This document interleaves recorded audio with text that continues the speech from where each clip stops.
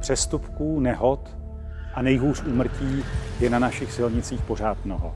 A minulý rok nebyl jiný. Škody v miliardách, lehká i vážná zranění a v tom nejsmutnějším případě stovky lidí, kteří se už nikdy nevrátili domů ke svým rodinám. 40% všech bodovaných přestupků tvoří nedodržení předepsané rychlosti. Nepřiměřená rychlost také způsobí 4 z 10 smrtí na českých silnicích.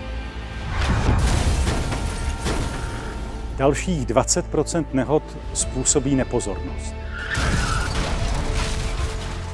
Nejčastěji telefon, SMSky, WhatsApp, Messenger. Nic z toho není tak důležité jako život váš, život vašich dětí nebo život kohokoliv. A přesto až 1/3 řidičů přiznává SMSky za volantem. A minimálně 56 už nikdy žádnou zprávu neodešle. Zastavme piráty silnic, předcházejme zbytečným rizikům. Zpřehledníme pravidla.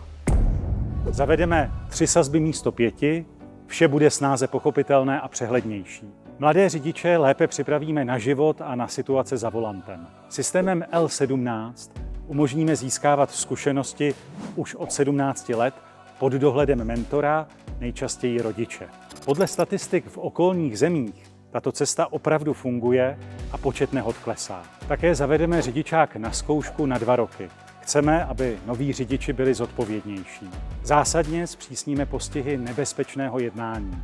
Naopak nebudeme lpět na banalitách. Řešme to, na čem opravdu záleží. Jsem Martin Kupka a záleží mi na bezpečí pro vás a vaše nejbližší. Tak šťastnou cestu.